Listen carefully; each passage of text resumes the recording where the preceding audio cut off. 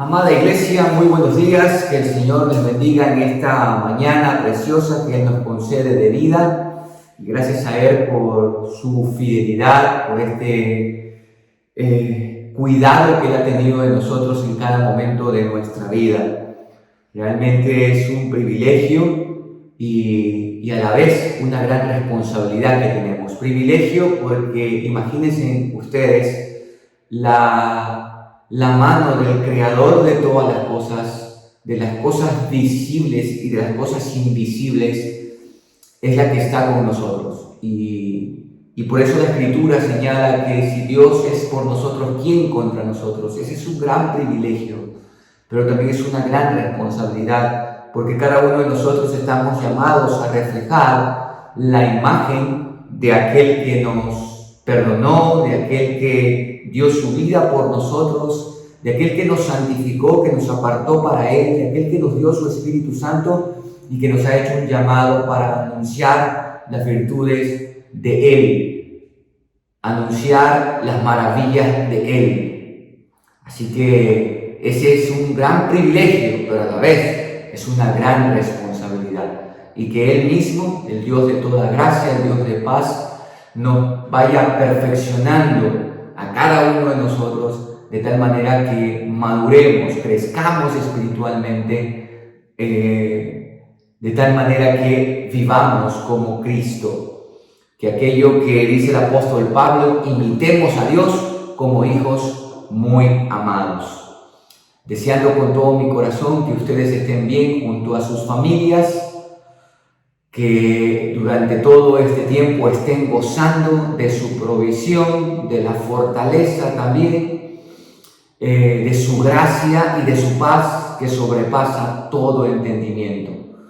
Gracias al Señor, a la familia de la Alianza Cristiana y Misionera también, porque ha puesto en nosotros el querer como el hacer en cada uno de nuestros corazones y unirnos cada día durante todo este tiempo que vivimos de pandemia, unirnos cada día en esta intercesión constante por las diferentes necesidades, no solamente de nuestras familias, sino también del Ecuador entero y por supuesto también, como hemos orado en muchas ocasiones, por este mundo. En esta mañana quiero invitarles que abran sus Biblias. Vamos a tener nuestra lectura bíblica en el Evangelio de Marcos, capítulo 6. Marcos capítulo 6. Yo voy a leer en la Reina Valera contemporánea. Dice la palabra del Señor: de allí Jesús se fue a su tierra y sus discípulos lo siguieron. Cuando llegó el día de reposo, comenzó a enseñar en la sinagoga. Al escuchar a Jesús, muchos se preguntaban admirados: ¿de dónde sabe todo esto? ¿Qué clase de sabiduría ha recibido? ¿Cómo es que con sus manos puede hacer estos milagros? ¿Acaso no es el carpintero, hijo de María y hermano de Jacobo, José, Judas y Simón? ¿Acaso no están sus hermanos aquí entre nosotros? Y les resultaba muy difícil entenderlo.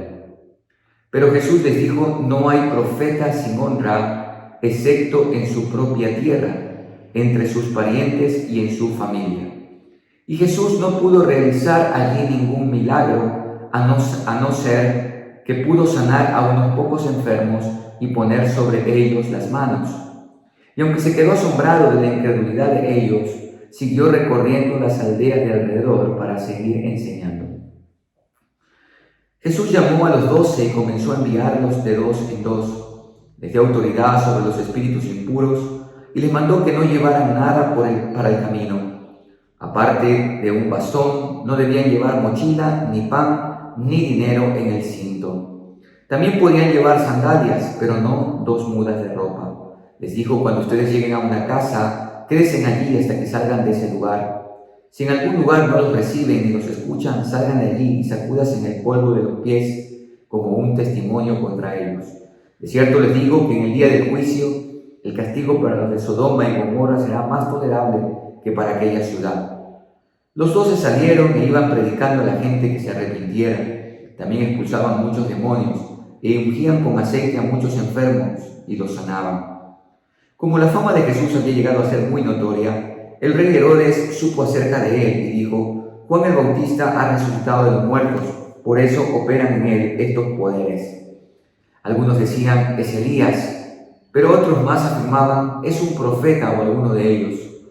Cuando Herodes oyó esto, dijo: este es Juan, al que yo mandé que le cortaran la cabeza, ahora ha resucitado de los muertos.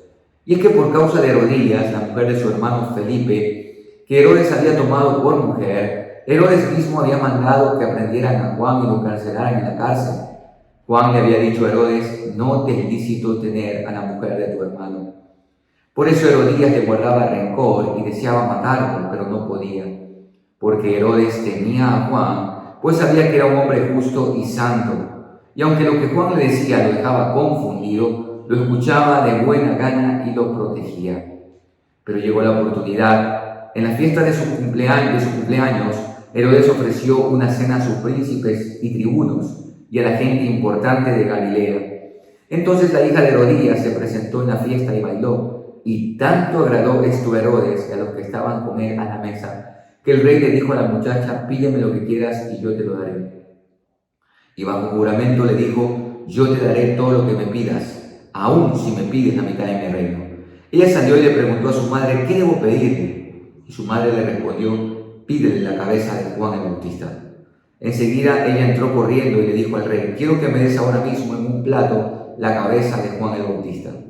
Esto entristeció mucho al rey, pero por causa del juramento y los que estaban con él en la mesa, no quiso desairarla. Enseguida el rey ordenó a un soldado de la guardia que le trajeran la cabeza de Juan. El soldado fue a la cárcel y lo decapitó, y llevó su cabeza en un plato, se la entregó a la muchacha, y ésta se la entregó a su madre. Cuando los discípulos de Juan supieron esto, fueron a reclamar el cuerpo para darle sepultura. Los apóstoles se reunieron con Jesús y le contaron todo lo que habían hecho y enseñado. Jesús les dijo: vengan conmigo ustedes solos a un lugar apartado y descansen un poco. Y es que tanta gente iba y venía que ellos no tenían tiempo ni para comer. Así que fueron solos en una barca a un lugar apartado. Pero muchos que los vieron partir los reconocieron y los siguieron a pie desde las ciudades. Llegaron antes que ellos y se reunieron con él. Cuando Jesús salió de la barca y vio a tanta gente, tuvo compasión de ellos porque parecían ovejas sin pastor, y comenzó entonces a enseñarles muchas cosas. El tiempo pasó y se hizo tarde, así que sus discípulos se acercaron a él y dijeron: ya es muy tarde y en este lugar no hay nada. Despide a esta gente para que vayan a los campos y aldeas cercanas y compren algo de comer.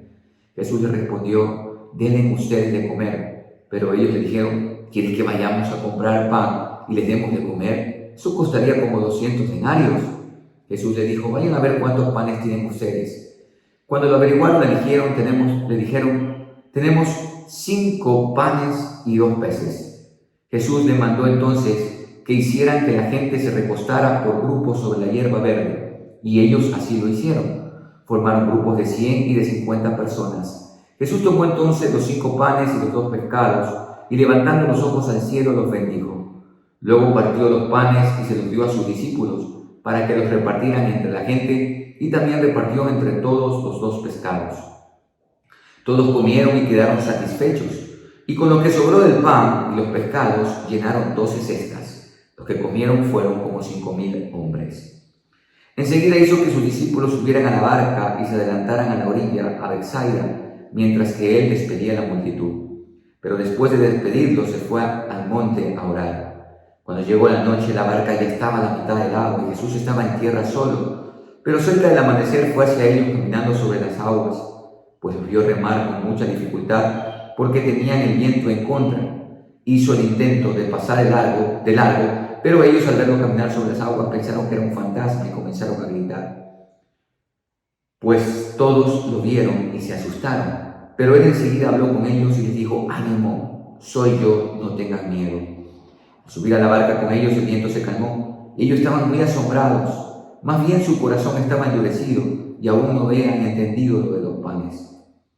Terminada la travesía, llegaron a la orilla y tocaron tierra en Genesaret. Tan pronto como bajaron de la barca, la gente reconoció a Jesús. Y a medida que recorrían todos los alrededores, en cuanto sabían dónde estaba Jesús, comenzaron a llevar de todas partes enfermos en sus lechos. Donde quiera que él entraba, ya fueran aldeas, ciudades o campos, ponían en las calles a los que estaban enfermos y le rogaban que les permitiera tocar siquiera el borde de su manto, y todos los que lo tocaban quedaban sanos. En esta porción, en este pasaje que hemos leído del Evangelio de Marcos, hay algunas cosas que me gustaría resaltar con ustedes en esta mañana. Primeramente, todos sabemos que el Señor Jesucristo es Rey, el Rey que se hizo siervo, pero también aparece el famoso Rey Herodes. Para todos creo que es notorio, o en algún momento hemos escuchado, quizás leído, que la familia de Herodes era una familia perversa. Desde Herodes el Grande y todos aquellos que fueron sus hijos, no había absolutamente nada de bueno. De hecho, había una especie de proverbio, de adagio popular en Roma, que se decía que era mejor ser un perro de Herodes que un hijo, porque Herodes había matado incluso a sus hijos, no tenía compasión ni siquiera de sus hijos. Y bueno, parece ser que por el adagio, por el proverbio que existía, quizás le gustaban las mascotas. Dicho sea de paso, hay personas que piensan que la gente que ama las mascotas es lo más bueno del mundo, tienen el corazón como el de Dios. Bueno, aquí hay una persona que ama a los animales, pero no es para nada piadoso, no tiene para nada un corazón como el de Dios. Hitler también amaba a los animales, Pablo Escobar amaba a los animales, tenía hasta un zoológico. Así que no caigan esos sesgos de creer que porque una persona defiende los derechos de los animales, supuestamente ama a los animales, ya por eso es una persona piadosa, y en el peor de los casos llegar a creer que tiene un corazón como el de Dios. Ciertamente vivimos en una época en donde tristemente los animales tienen mayor valor que el ser humano. Pero bueno, ese es otro tema. Volviendo al pasaje y en lo que les decía, que la familia de Herodes era una familia muy sanguinaria. Todos los puestos que habían adquirido, la manera como habían llegado al poder y cómo mantenían el poder era a través de actos muy crueles. Y aquí nos encontramos con uno de los hijos de Herodes el Grande, llamado el tetrarca. El tetrarca porque él tenía a su cargo 3 provincias que le habían sido asignadas. Y vemos aquí en el pasaje, en el capítulo que hemos leído, en la primera parte, que el Señor Jesús va a su tierra, a la tierra de Nazaret, donde se crió, y comenzó allí a enseñar en la sinagoga, pero muchas de las personas que le escuchaban, y Jesús estuvo en Nazaret aproximadamente hasta los 30 años, las personas que le escuchaban estaban admirados y se hacían preguntas. Dice, ¿dónde sabe todo esto? ¿Qué clase de sabiduría ha recibido? ¿Cómo es que sus manos pueden hacer estos milagros? ¿No vemos aquí que están sus hermanos, su madre entre nosotros? Y aquí la Reina Valera contemporánea dice que les resultaba muy difícil entenderlo, pero otras versiones, incluso la Reina Valera del 60, dice, y se escandalizaban de él. Bueno, quiero quedarme con la manera como traduce la Reina Valera del 60, porque lo que estaba sucediendo acá es que al no saber de dónde procedía todo lo que ellos se preguntaban, lo que ellos cuestionaban, ellos creían que María había engañado a su esposo y que Jesús tenía otro padre. Por eso es que en algún momento a Jesús lo llegaron a llamar bastardo, hijo de fornicación, hijo de inmoralidad sexual.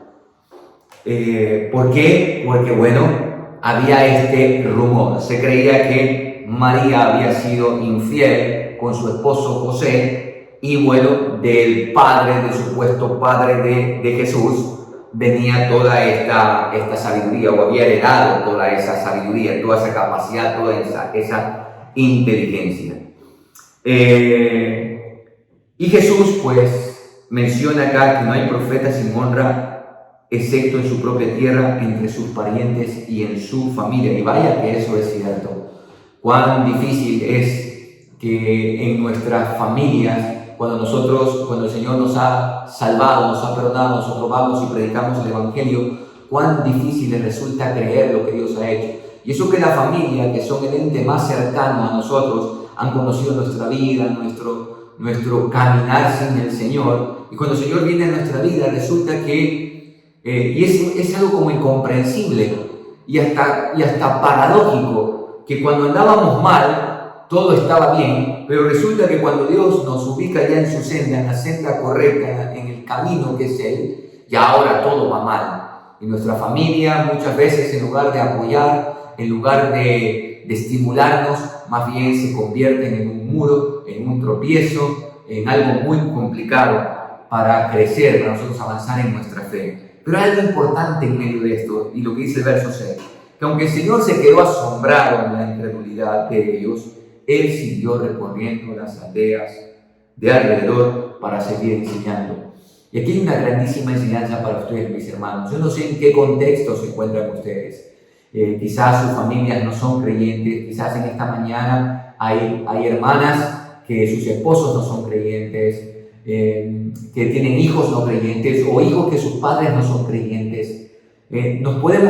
Podemos ser un sinnúmero de situaciones, pero quiero animarles que ustedes permanezcan firmes en el llamado que el Señor les ha hecho, nos ha hecho, y continuemos con la obra que Él nos ha llamado a hacer.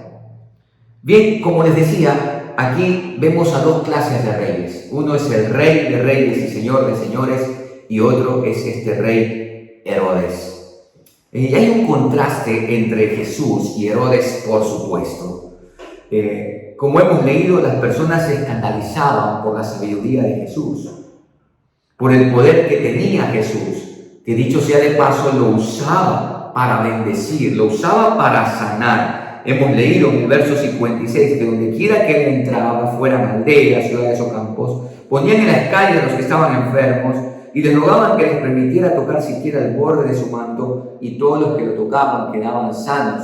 Es decir, Jesús nunca usó su poder para dañar, nunca usó su bien, mucho menos para quitar la vida, más bien usó siempre su poder para bendecir, usó su poder para sanar, usó su poder para dar vida. Resucitó a Lázaro, resucitó al hijo de la viuda, resucitó a la hija de Jairo, entre otras cosas. Dice el apóstol Pedro que él anduvo haciendo bien a todos. No obstante, la gente se escandaliza de Jesús, la gente se escandaliza del poder de Jesús, pero las personas no se escandalizan de Herodes, este gobernante inescrupuloso, cruel, inmoral, que usa el poder, usa la posición que tiene para abusar. Y qué increíble que aunque este gobernante sabía, porque dice aquí que él temía a Juan, pues sabía que era un hombre justo y santo, no obstante, este hombre, cuando la hija de Herodías, que era la mujer de su hermano Felipe era el que estaba a cargo de la provincia de Iturea, y le había quitado prácticamente a su cuñada. En medio de toda esta situación, y como su hijastra, que a la vez es su sobrina, le danza, le baila, y como es un gobernante inescrupuloso, inmoral y cruel, hace este voto a la ligera, una promesa a la ligera: pídeme lo que quieras. Y bueno, la muchacha va y consulta con su madre, como hemos leído, y le pide la cabeza de Juan el Bautista. Pero porque ha hecho un juramento, como que si este hombre fuese fiel a su palabra. No es fiel a su palabra, es fiel a su imagen. Es fiel al voto o a la promesa que ha hecho. Y para que todos lo vean y lo tengan como un gobernante coherente, aun cuando no lo es para nada, recordemos, le ha quitado la esposa a su hermano, a su propio hermano, no le interesa nada, es inmoral. ¿Cómo así que le interesa que la gente vea que él cumple sus juramentos? No hay nada más engañoso que eso. Y así, amados, Herodes representa o refleja la imagen, o es el modelo, llamémoslo así, de los gobernantes de todos los tiempos, que usan el poder para abusar. Gobernantes inescrupulosos, gobernantes inmorales, gobernantes crueles, que simplemente se sirven para sí mismos, que llegan al poder solo para lucrarse ellos mismos, solo para satisfacer sus deseos. Muy difícil encontrar en la historia de la humanidad gobernantes que realmente se han dedicado a servir a sus pueblos. Si los encontramos, serían contados con los dedos de la mano realmente. Este rey evidencia la realidad de la perversidad del corazón y de que ningún modelo político, llámese monarquía, llámese democracia, llámese comunismo, socialismo, como queramos llamarlo, ninguna ideología política o forma de gobierno de administrar las naciones deja de ser perversa, porque dichos modelos reposan en el corazón del hombre. Y lo que tendría que ser transformado es el corazón del hombre. Eso es lo que destruye, lo que hay en el corazón es lo que destruye, es lo que daña todo lo que está a nuestro alrededor. Hay otra cosa también. Jesús, cuando manda a sus discípulos, desde el verso 7, los manda a predicar las buenas nuevas. Y dice la palabra ahí, en el verso 13, que también expulsaban muchos demonios y ungían con aceite a muchos enfermos y los sanaban. Los discípulos hacían bien. El contraste con los discípulos del Señor y los soldados de Herodes es que él manda a sus soldados para asesinar a Juan. Nuevamente vemos acá cómo usa todos los recursos, llámese humanos, materiales, económicos, de su reino para asesinar, para cumplir con los deseos caprichosos de una muchacha que le había danzado sensualmente, que le había hecho una especie de baile sensual y lo había encantado, y en medio del alcohol y todo lo que se vivía en esa fiesta, de todos los excesos, hace ese voto y manda a sus soldados a asesinar a Juan. Un paréntesis en medio de todo esto es la actitud de Herodías, que odiaba a Juan. ¿Por qué odiaba a Herodías a Juan? Odiaba a Juan porque Juan le mencionaba la verdad, le hablaba la verdad, le decía que la actitud que tenía Herodes no era lícita, no te es lícito tener a la mujer de tu hermano, y Herodías le guardaba rencor y deseaba matarlo. Así es el impío, el pagano. Desea matar al justo porque el mensaje del justo, la vida del justo, la conducta del justo es como un sol incandescente en sus ojos que no le da paz.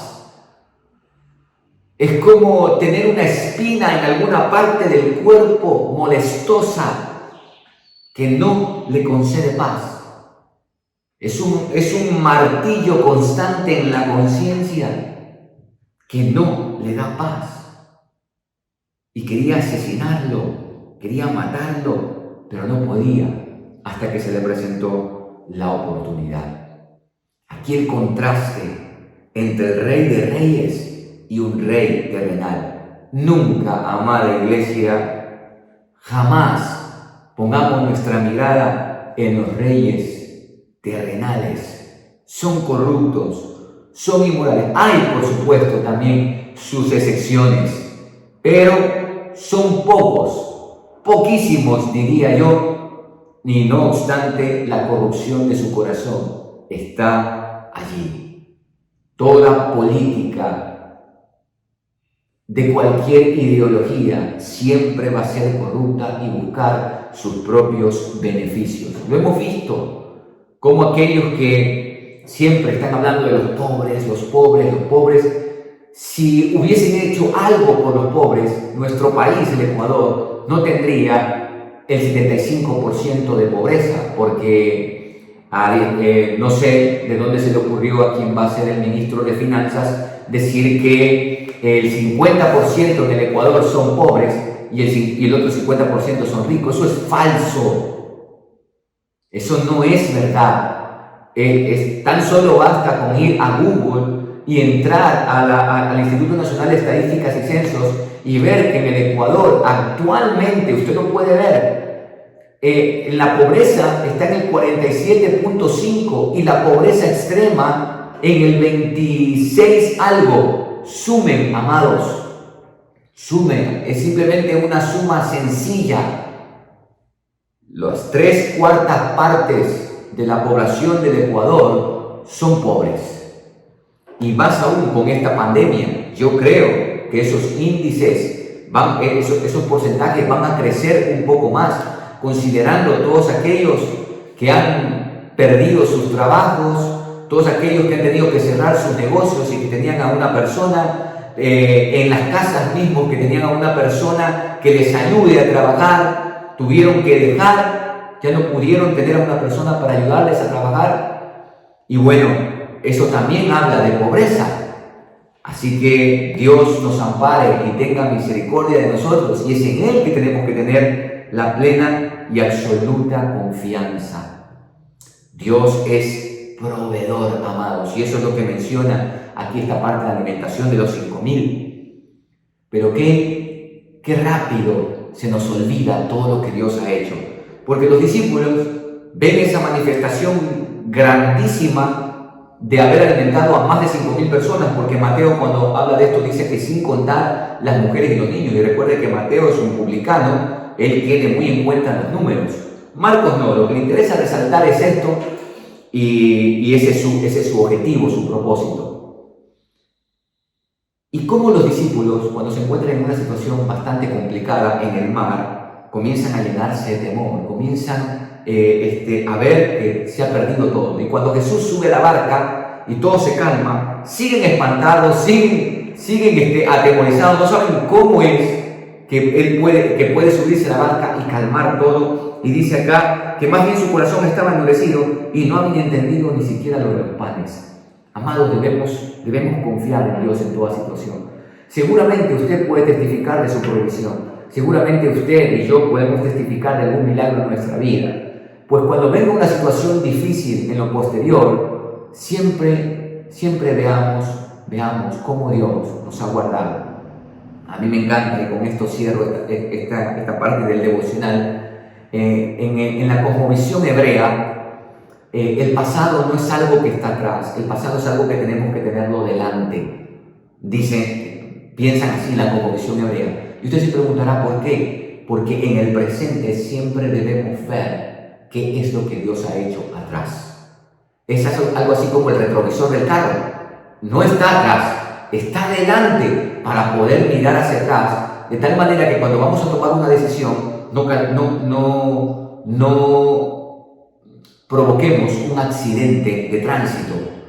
De la misma manera, amados, el pasado tiene que estar delante de nosotros, ver lo que Dios ha hecho, para que en toda decisión que tomemos recordemos siempre que Él ha sido fiel. Que Dios nos bendiga a cada uno de nosotros y podamos confiar en todo momento en su soberanía. Él es el Rey de Reyes y Señor de Señores, y su reino realmente es de paz, de justicia y de paz. Que podamos, amados, confiar en todo momento, mayormente en medio de las crisis más profundas de la vida, confiar en que si Él está con nosotros, tarde o temprano todo se va a calmar. Confiar que es el que sana. No pongamos nuestra mirada en los gobernantes de este mundo, pongamos nuestra mirada en el soberano, en nuestro Padre proveedor, en aquel que nos sostiene, quien es la roca fuerte, quien es el castillo fuerte, quien es la roca en la cual nos sostenemos, quien es el amparo de nuestro, quien es el que nos consuela, Él y solamente Él. Vamos a orar. Padre, gracias por tu palabra. y por recordarnos que tú eres el soberano y que a diferencia que todos los soberanos de este mundo, Señor, que solo buscan sus propios beneficios, tú, Padre amado, eres fiel y eres bueno, eres santo. En ti no hay mudanza, en ti no hay variación, tú eres inmutable, tú no cambias. Y siendo todopoderoso, jamás usas tu poder para humillar, jamás usas tu poder para asesinar, jamás usas tu poder para dañar, usas tu poder para bendecir. Usas tu poder para arrancar lo que está mal en nuestra vida y sembrar lo que produzca fruto, fruto para la gloria y honra de tu nombre y para el deleite de los que están a nuestro alrededor.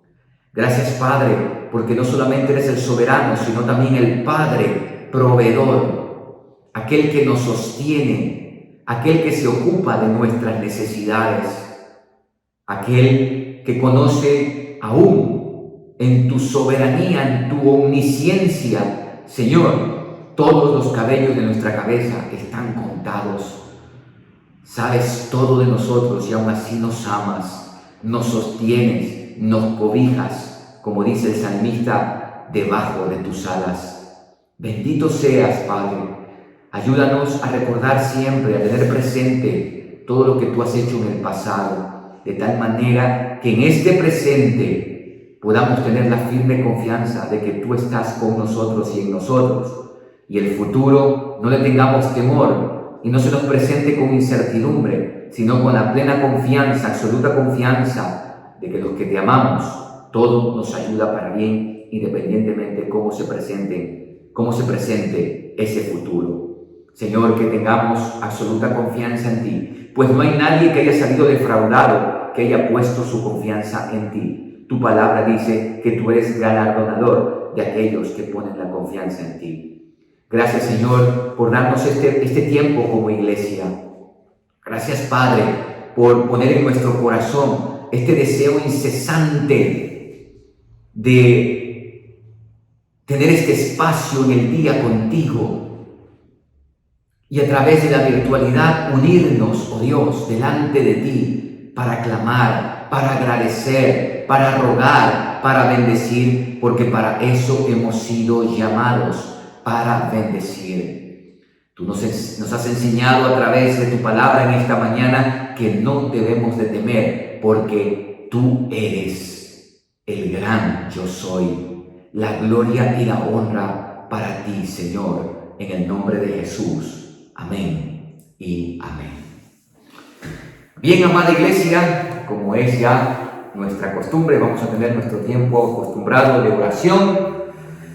En este primer tiempo de oración vamos a orar por todos los centros farmacéuticos que distribuyen las medicinas a la ciudadanía. Oremos para que haya el abastecimiento suficiente. Oremos para que los dueños de las farmacéuticas no abusen, no se manejen bajo los parámetros de la economía, de la oferta y la demanda. Como hay tanta demanda ahorita, entonces crecen los precios porque están demandando, porque la gente necesita.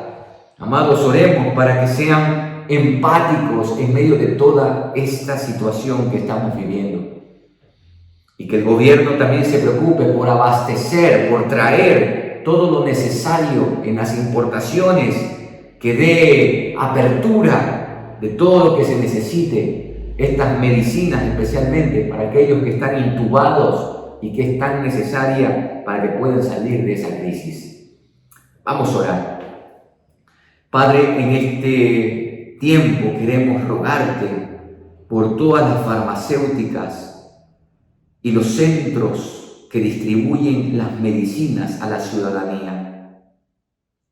Te pedimos en el nombre de Jesús primeramente que tú, Señor, abastezcas estos lugares con la medicina necesaria para las necesidades diarias que se presentan a causa causa del COVID, pero también a causa de otras afecciones.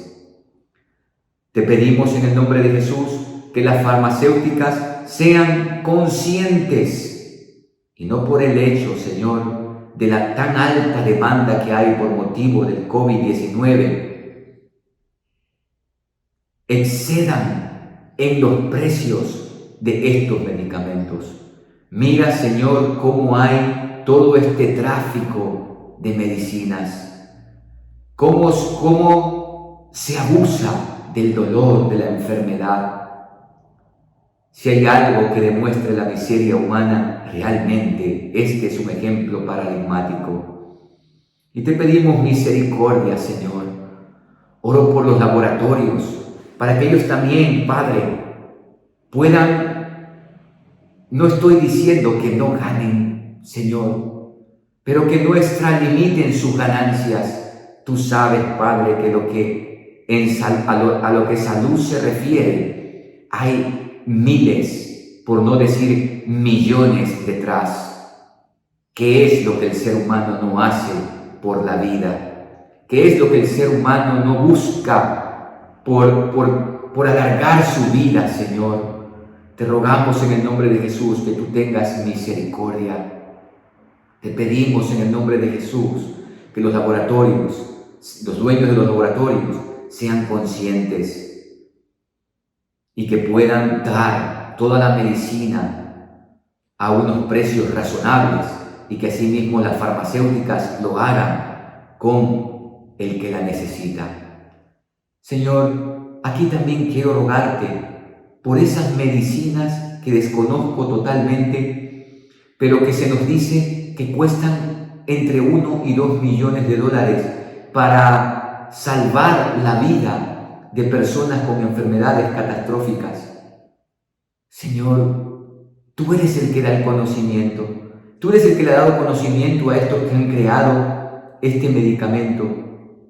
¿Cómo puede ser posible que usen eso para lucrarse a costa del dolor?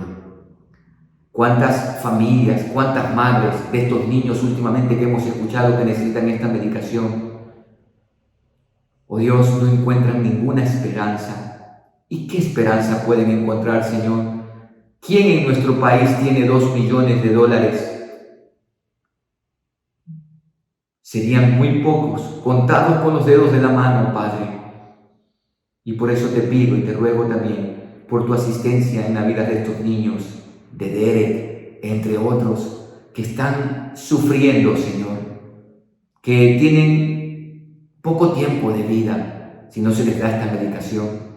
Pero también, Padre, sensibiliza los corazones de quienes distribuyen este tipo de medicamentos para que tengan misericordia. Dios de toda gracia, presentamos todo esto rogándotelo en el nombre de Jesús. Amén y amén. En este segundo tiempo, amados, vamos a orar por todas las familias del país, pero específicamente por nuestros hermanos creyentes. ¿Para qué? Para que cada hogar sea un altar de adoración a nuestro Señor. Para que en cada hogar se ore, para que cada hogar se estudie la palabra, no simplemente se la lea, se estudie.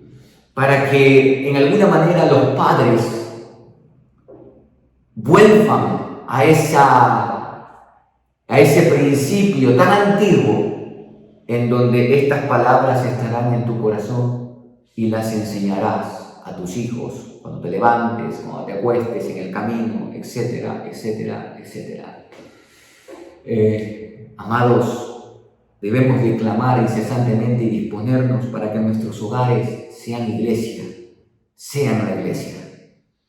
Por supuesto, en los hogares donde ustedes como padres que me escuchan son creyentes, por supuesto que sí. Estamos hablando de los hogares de creyentes en el país. Si usted es creyente, su esposo no, bueno, es su llamado a orar. Si usted es creyente, si usted es el creyente y su esposa no, está llamado a clamar, querido hermano. Por supuesto, no la va a obligar a escuchar, no lo va a obligar a escuchar. Usted dispóngase a tener su tiempo con Dios y a clamar por su hogar. Ahora vamos a orar en esa dirección. Padre, ahora queremos rogarte, Señor, por cada familia de tus hijos en esta nación del Ecuador. Señor, para que nuestros hogares cumplan con lo que tu palabra dice, con ese principio tan antiguo, en donde tu palabra era el centro, en donde en las casas, las familias, tu palabra era el centro. Por eso todas las fiestas que le estableciste al pueblo de Israel eran lecciones objetivas para que los niños, desde muy pequeños, conozcan tu palabra, tu ley.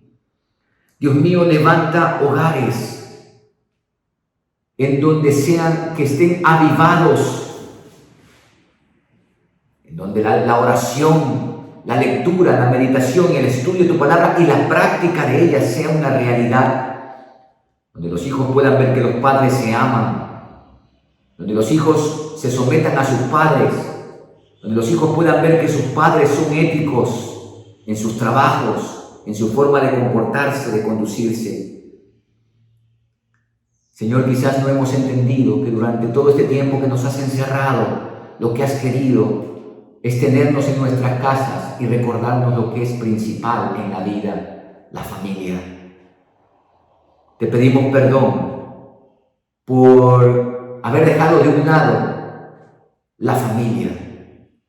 Y Señor, hoy nos volvemos a ti y oramos para que tú avives el fuego tuyo en nuestro corazón, Señor, por tu Espíritu Santo.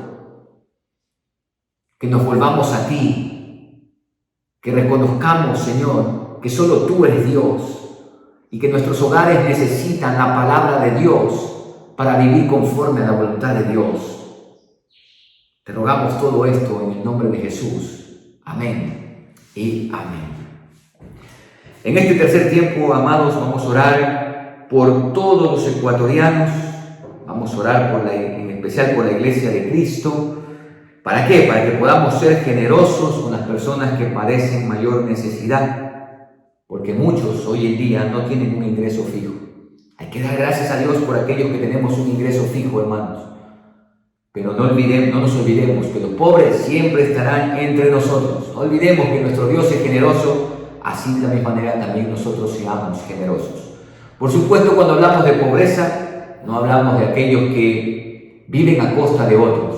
No. El pobre en la Biblia es aquel que, aun cuando se esfuerza por las circunstancias, por alguna cosa que ha sucedido, ha caído en la pobreza. Pero es alguien que trabaja, es alguien que se esfuerza. A ese, amados, tenemos que ayudar. A esos pobres tenemos que ayudar.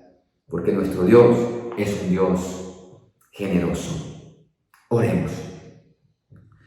Padre amado, ahora queremos rogarte para que nosotros, la Iglesia de Cristo, evidenciemos el carácter de Cristo, quien, como hemos leído en Marcos, es generoso.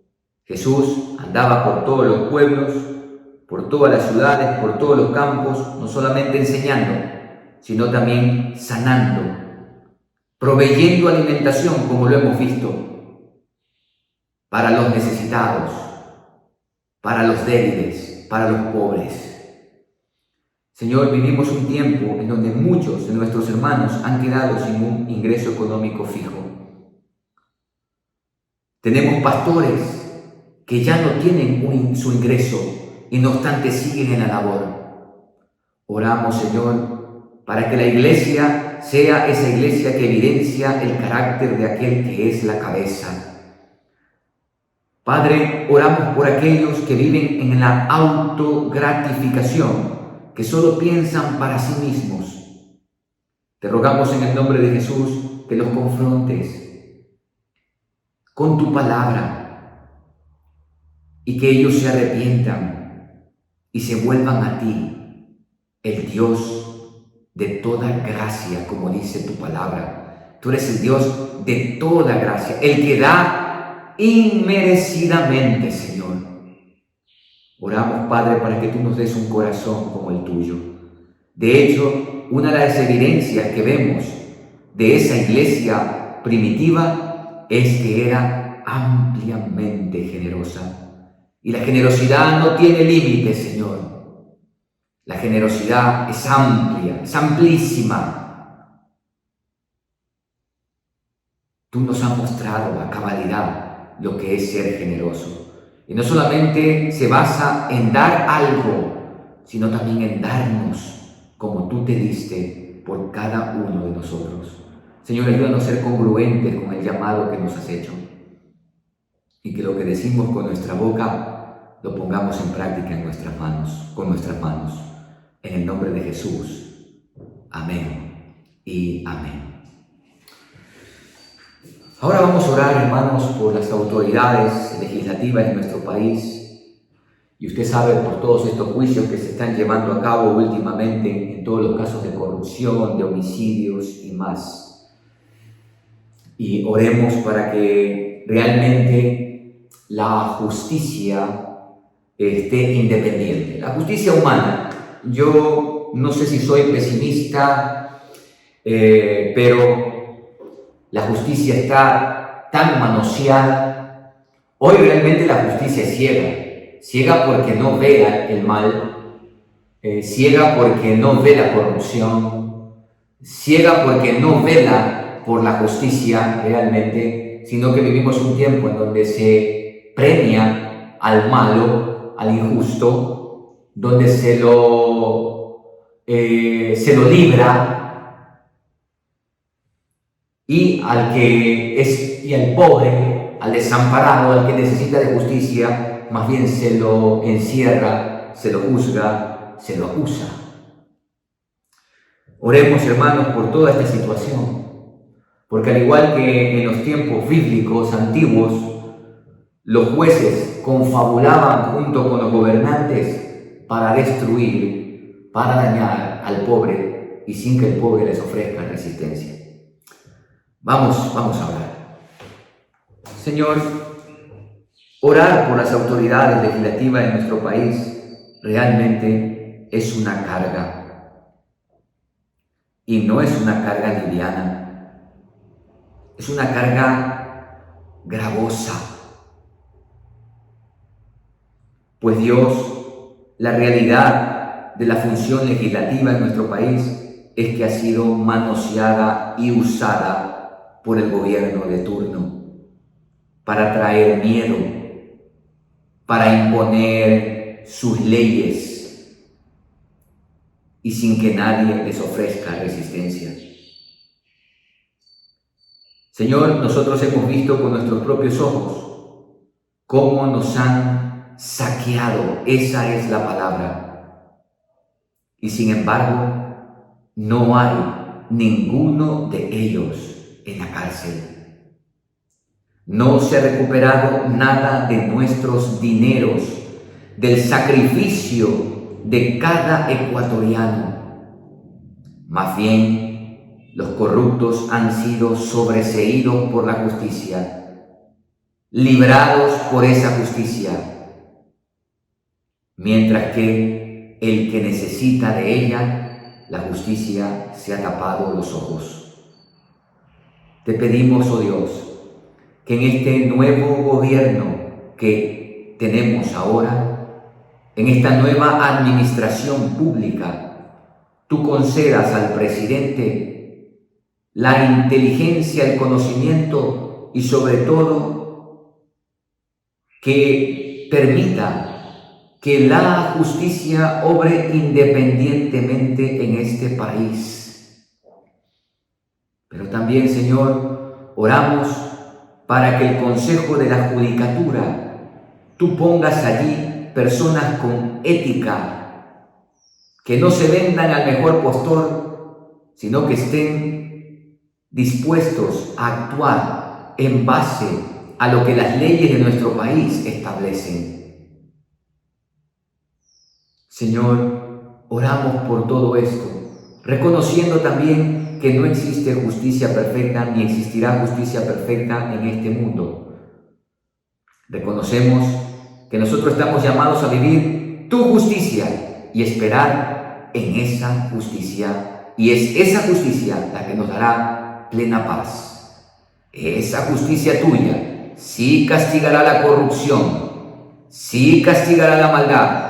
Nadie se va a librar, nadie saldrá sobreseído de tu justicia.